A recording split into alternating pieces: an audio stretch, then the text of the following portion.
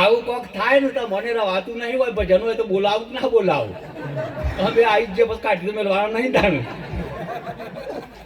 જે પરિવારમાં હસમુખા ચહેરા હોય, કુટુંબ અને બધું ભેગું ભાવથી રહેતું હોય તો એ જીવન સ્વર્ગ કીધું. તમે જુઓ, આપણે ઘણી વખત વાત કહું છું, જ્યારે તમે જુઓ રાવણનું બોણ વાજ્યું, રાવણ ભૂલ પડી ગયો, એ વખત રામે કીધું કે લક્ષ્મણ, રાજવિદ્યા રાવણ જેવું બીજું કોઈ જાણતું નહીં, તું જા જોણી આય, કે આપણો દુશ્મન સા નહીં શીખવાડ, કે તું જાતો ખરા, તો 4 વેદનો જ્ઞાતા છે ને, સંત એવું ના રાખ, જા તું.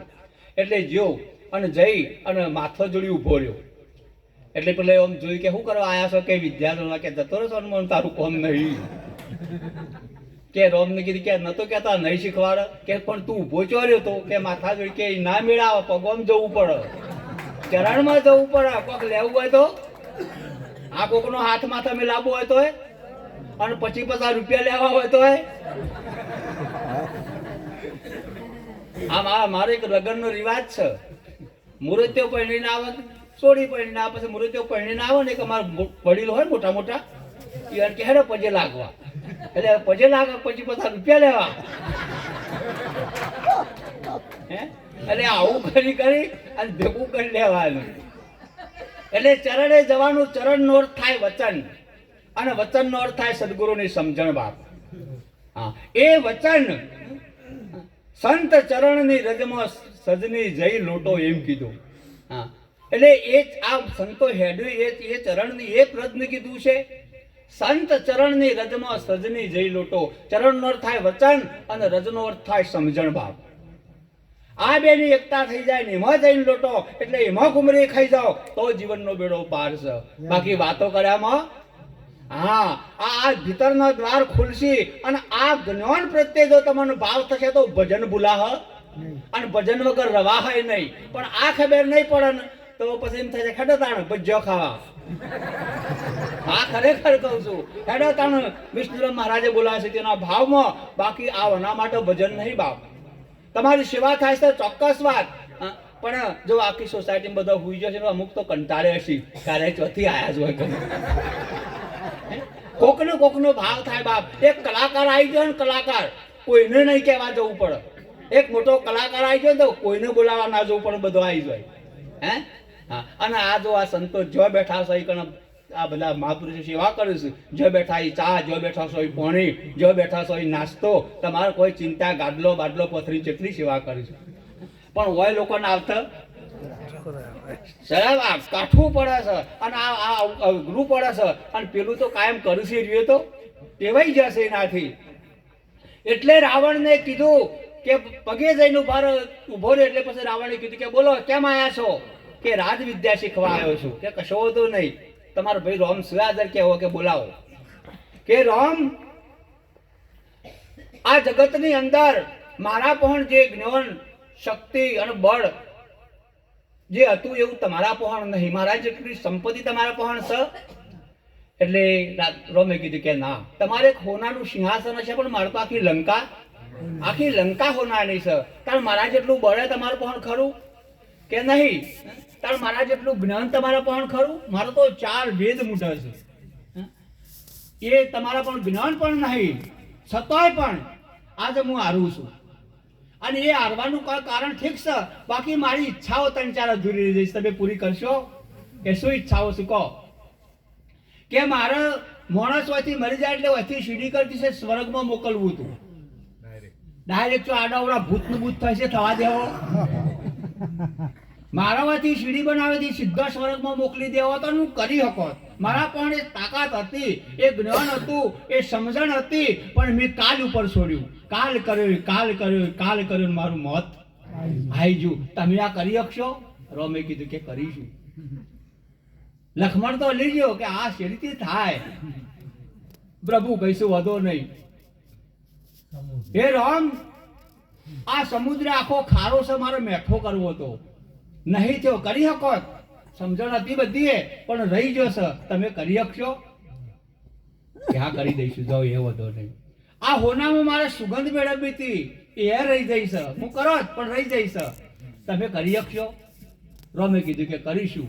લક્ષ્મણ કે પ્રભુ તમે કહો છો પણ મને ચક્કર આવીને થાય છે, આ બધું તમે શી રીતે કરશો? એટલે રોમે કીધું કે લક્ષ્મણ, આ રોમનો એવો દાવો છે કવથી સ્વર્ગ સુધી સીડી કરવી એટલે કોઈ માણસ નરકમાં ના જાય, આગુ પાછું ના જાય, પ્રેત યોનિમાં ના જાય, જમવાના હાથે ના ચડે, એનું જન્મ ના થાય, એનું મરણ ના થાય, આવે ના જાય, સ્વર્ગ છે પોકી જો પછી નીચે જવાબવાનું હતું નથી. આવી સીડી એ સદગુરુ સંતની સીડી છે અને સદગુરુ સંત એ સીડી ચલાવી દે સાહેબ, પછીનો કોઈ જન્મ મરણ થોડો થતો નથી. એ આપણે કરીશું, આપણાથી જેટલું થશે એટલું કરીશું. ખારો સમુદ્ર મારે મેઠો કરવો તો આ તમારી દસે ઇન્દ્રિયોમાં જોવો, ઓખમાં જોવો ખાર, મુખમાં જોવો તોય ખાર, મનમાં જોવો તોય હા. તમે જોવો મદની મોસ હોય એનું ઝેર ચો હોય, એના માથામાં ઝેર હોય, અને વેસીનું ઝેર ચો હોય, પૂંછડા ઝેર હોય. હા, તમે અમુક જગ્યાએ તો બધા જેને માણસ ને એને બધા ઝેર હોય. આ બધું ઝેર તો સદગુરુ ઉતારે. ગુરુ મેરે ગારુડી મુझ પર કીધી મેર, મોરા દિયા મરમ કાન ઉતર ગયો સબ ઝેર. આ આઠે દસે ઇન્દ્રિયોમાં બધી જગ્યાએ ખાર વરસતો હતો. આ ખારો દરિયો પણ આને મેઠો કરી દેવાનો છે. એટલે જ્યારે સદગુરુના શરણમાં જશે એટલે આની બધી જગ્યાએથી પ્રેમ વરસશે બાપ, અને બધી ઇન્દ્રિયોમાંથી ભાવ વરસશે. અને આપણે જો સંત સદગુરુ થયા હોય તો જે ના કીધું છે એ વાત કોઈ દાડો ના બીજો. ઈર્ષ્યા નહીં, અદેખાઈ નહીં, મારું નહીં, તારું નહીં, જાણું નહીં, મોટું નહીં, હારું નહીં, ખોટું નહીં, આ બધા ભાવો જતા રહે. બસ સંતના પ્રત્યેક પ્રેમ જ રાખો, ભાવ સિવાય બીજી વસ્તુ ના જોવો. અમે કાલ ભજનમાં દાડાનો પ્રોગ્રામ હતો, ગોધીનગર જતો અમારા ચંદ્રિકાબેન બાપુ છે આટલા હશે ને અમારે ઘેર આવવું જ પડશે, આવવું જ પડશે, એટલે આવવું જ પડશે. આવો ભાવ સાહેબ ઘેર જઈને પૂજન કર્યું અમારું. હા, એટલે અમને એવા કોઈ ભાવે નહીં, પણ અમે જે જગ્યાએ જઈએ, જે જગ્યાએ સત્સંગ કરીએ અને સાહેબ સત્સંગમાં વૃદ્ધિ ના થાય અને આમાં કાપ થાય છે, દાડો જાય કાપ થાય છે, માણસો આવતા નથી. કેમ? બસ આપણા ભાવો ફર્યા છે, ભાવ ફર્યા છે. ભાવ સિદ્ધ થઈ જશે તો આપણા મહેફિલ આગળ લઈ જઈ શકીશું. બીજી વાત કરી રાવણે કે બરાબર આ તો બધે કરીશું, પણ હે રામ, આ હું આટલો બધો જાણકાર, આટલું બધું મારા પણ જ્ઞાન, પણ આજ મારું મોત આવ્યું કારણ શું છે? આનું કારણ શું છે કે મને ખબર નહીં રોમ, કે એ વાત તમારે કહેવી પડશે કે તમારો ભાઈ ચો ઉભો રહ્યો છે કે મારા જોડી, તમારો ભાઈ તમારા જોડી છે અને મારો ભાઈ એ કે મારા જોડી. આ મારો તમારા પહેરી જેવો, જો મારા જોડી રહ્યો તો મારું મોત ચો છે કોઈને ખબર હતી નહીં. મારું મોત નાદીમાં છે સાહેબ. આ તો ભલે એ બાબતો ગમે ત્યાં હોય, પણ માણસનું દરેક વ્યક્તિનું નાભીમાં બણ વાગે અને એ બણ ભગવાન મારે એટલે સદગુરુ મારે એટલે નાભી એટલે નામ, તમારી કલ્પના વાળું જે નામ છે એ નામનું બણ વાગે અને એ મરી જાય તો પછી રાવણ અમર થાય ને.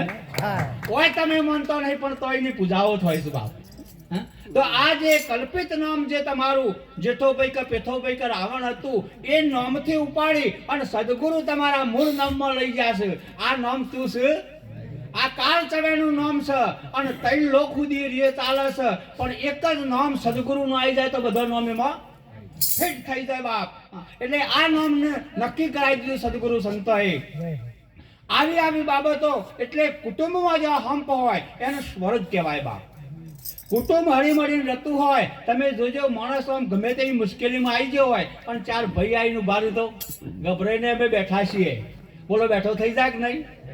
અને એકલો પડે કહે તો પૂછશે તો બોલો મરી જાય કે મરી જાય. આપણા સંતો એટલા માટે વ્યવસ્થા કરી કુટુંબની બાપ, એટલે મરી જઈએ અને જીવીએ તો સુધી 2 પ્રકારનું ઝેર આવે છે. એક ઝેર મુખથી પીવો તો માણસ મરી જાય અને એક ઝેર કોનમાં રેડવામાં આવે. આર્ય ઘરે ઘર લાય હરગાવો. શું કરે? ઘરે ઘર લાય હરગાવો. એટલે કબીર સાહેબ કીધું, અરે લાય ઘરો ઘર લાગી ઓ સાધુ ભાઈ, લાય ઘરો ઘર લાગી એ તમે ક્યાં ઘર શો ભાગી ઓ સાધુ ભાઈ, લાય ઘરો ઘર લાગી.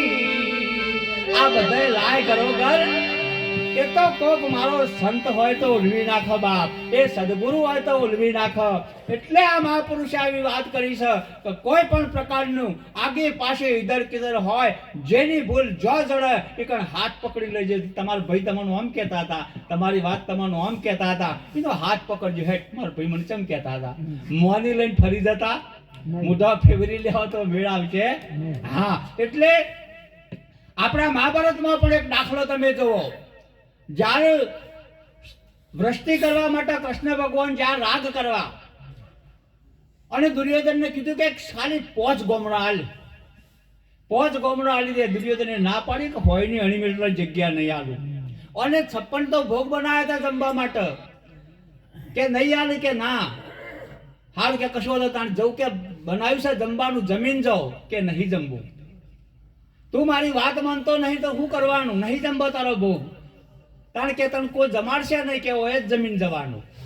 અને વિદુરના ઘેર જમવા જ્યાં પણ કીધું કે તને વડાબા કોઈ મોકલું, કોઈ તો કે કરણને મોકલો, બીજો કોઈ નહીં. કરણ રથ લઈને આવે તો જ મારે જવું છે.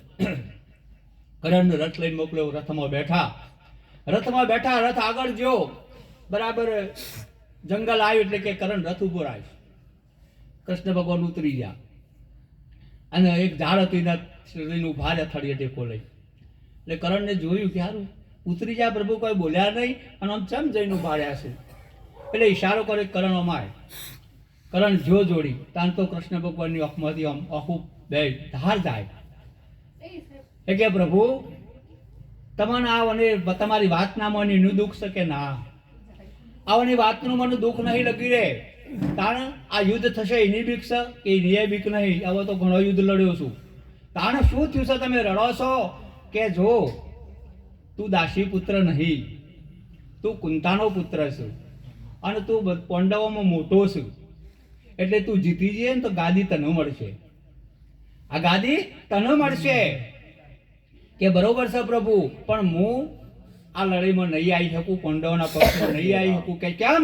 કે મેં આના દુર્યોધનનું અનાજ ખાધું છે, મેં વચન આપ્યું છે, એટલે ઓનાથી છૂટો પડી શકું નહીં. જે થવાની હોય થાય. આ વાત તમે જે કરો છો હું કુંતાનો પુત્ર છું, અર્જુનને ખબર છે કે ના? હારું અર્જુન સિવાય બીજું કોઈ તમારા સિવાય જાણો છે કે ના? કુંતાને હું બે જ જાણીએ છીએ. તો પ્રભુ તમારું સોગંદ દઈને કહું છું, આ વાત તમે અમુક અર્જુનને કરતા જાઓ. જેવો હજારીને લાવજો અર્જુનને. હું મારે અર્જુનને નહીં મારું. અને મારો ભાઈ છે ભલે, પણ આ હું આનું અનાજ ખાધું ને આ મારો મિત્ર સમીન ભાઈ માન્યો છે. આવું હું ટેકો આલી શકું? મને કે તમે રોવો છો એનું કારણ કે બે ભાઈ લડીને મારાથી જોવા નહીં. તમે હમેમાં અર્જુન ને તમે બે હગા ભાઈ છો અને બે ભાઈ હું સમજું છું અને તમને લડાવું. આ વાતનું મને વખમાં વખવું આવે છે. એટલે બે ભયોમાં કોઈ પણ દારો વિરોધ કોઈ પણ કરાવતું હોય તો સાહેબ આ જીવનમાં એનું સારું થાય. જે કિલ્લોલ કરતું હોય કુટુંબ, આ જગત અત્યારે સહન કરી શકતું. એટલે કોક ના કોક હિસાબે તમારા કુટુંબમાં લાય લગાડ. એટલે એ લાય આપણા સંતો જોઈ શકો. આ ભજન હોય, સત્સંગ હોય, એટલે કોઈ દાડો આવી બાબતો આવો નહીં. એટલે આ મહાપુરુષોની સતત સેવા કરો, સંતોને સરસ માનો અને તમારા મોય તપાસ કરજો. ભૂલ તમારી કાઢજો બાપ, અને તમારી ભૂલના કારણે જ તકલીફ આવો. એક શેઠ હતા મુંબઈ રહેતા હતા, મુંબઈમાં રહી અને એને હીરાનો વેપાર કરતા. અને હીરાનો વેપાર કરતો એક દાડો ઘેર આવવાનું થયું. થોડા હીરા લીધા, ગામમાં જઈને કે તો પણ ધંધો કરીશું. એટલે તોથી એક ગઠિયો હન થઈ ગયો. એટલે કે આ પૈસા ગમે તે કરીને હીરા સીધે હું લઈ લઉં. એટલે આવવાનું થયું. રાગ આવતા રોકાતા 3-4 દાડા થયા. રાત પડે એટલે પેલો બધું ખોડી નાખે. શેઠની પથારી આખી ફેદી નાખે, ગોદડો ફેદી નાખે, એનો ઠેલો ફેદી નાખે, સુટકેસ ફેદી નાખે. આમ બધું કરતા કોઈ હાથમાં આવવા નહીં. શેઠ ઘેર આવી ગયા. પછી શેઠને પેલા ગઠિયાએ પૂછ્યું કે શેઠ હું તમને છેતરવા આવ્યો છું, તમારે પણ હીરા છે. અને રાતે ના જ સવારે પાછા શેઠ કાઢી અને પાછા મોય મેળ્યું. એટલે પેલો જોવા હવે થાય છે હું વારીએ. શેઠ ઘેર આવી જાય કે શેઠ અમે તમને લૂંટવા, અમે તમને ઠગવા નહીં, પણ આ હીરા તમે મુકતા હતા એ કયો? કે મને ખબર છે તું ઠગતો હોય, પણ તે મજૂરી ચો કરીએ કે કે રાત પડે ને એટલે કે હું તમારી પથારી ફેરવી નાખતો હતો, તમારા ઠેલા ફેંકતો હતો, તમારી સુટકેસો ફેંકતો હતો. કે હું હીરા રાત પડે ને એટલે તારી પથારી ને ચમેલ દેતો હતો. એટલે તું તારી તો હું કા ફેદ એમ આપણે બીજાની પથારીઓ ફેદીશું અને બીજાની પથારીઓ ફેવરીશું. એટલે આપણી પથારીમાં તમારામાં જોઈજો. એટલે આપણા વેરદાસ મહારાજ એક વાણીમાં સરસ વાત કરી. અરે જો ને તપાસ તું કોણ છે